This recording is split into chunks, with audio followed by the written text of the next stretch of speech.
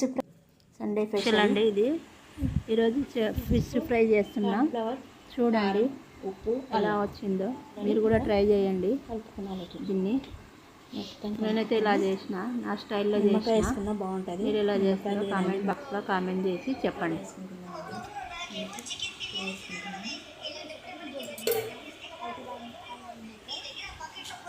First time fish నీట్గా కడుక్కోవాలండి. దాన్ని కడుక్కున్నాక మనం తర్వాత కార్న్ఫ్లవరు, ఉప్పు, కారం, పసుపు, అల్లం వెల్లుల్లి పేస్టు వేసి మొత్తం ఆయిల్ వేసి, నా దగ్గర ప్రస్తుతానికి నిమ్మకాయ లేదండి, అందుకే నేను ఆయిల్ పోసిన. మీరు కూడా ఇంట్లో నిమ్మకాయ ఉంటే నిమ్మకాయ వేసుకోండి, లేదంటే ఆయిల్తో కూడా మనం ఫ్రై చేసుకోవచ్చు. దీన్ని చేసి మొత్తం కలిపి దాన్ని పట్టించి ఫిష్కి పట్టించి దాన్ని ఒక హాఫ్ అన్ అవర్ ఫ్రిడ్జ్లో పెట్టాలండి. ఫ్రిడ్జ్లో పెట్టి తర్వాత మనం ఫ్రై చేసుకుంటే అయిపోతుంది. ఇలా ఒక పెన్నం పెట్టుకొని దాని మీద మనం ఆయిల్ పోసుకొని, మనకి ఎన్ని ఎంపుకునే అంత ఉంటే అంత పోసుకొని దాన్ని మనం ఫ్రై చేసుకున్నాలా. కొద్దిసేపు మనం మూత పెట్టి వంచేస్తే అయిపోయి రెడీ అవుతుందండి. అంతే, సింపుల్గా చేసి చూపించిన. చూడండి అంతేదా, కొంచెం మనం స్లోగా తిప్పుకున్నాలి, ఎందుకంటే అది ఫ్రై అయ్యేది కదా, లేదంటే చిక్కిపోతుంది. కొంచెం నిదానంగా దాన్ని మనం స్లోగా తిప్పుకుంటే ఫ్రై రెడీ అవుతుందండి. ఫైనల్గా చేప ఫ్రై ఇలా ఉంటుంది.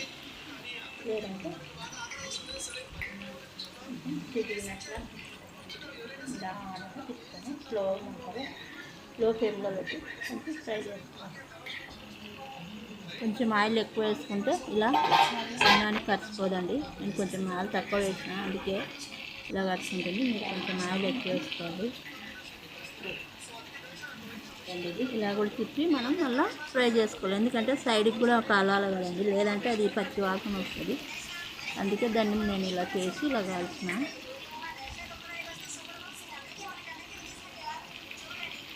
ఫ్రై చేసుకుంటే బాగుంటుంది. ఎందుకంటే ఇలా చేస్తాను.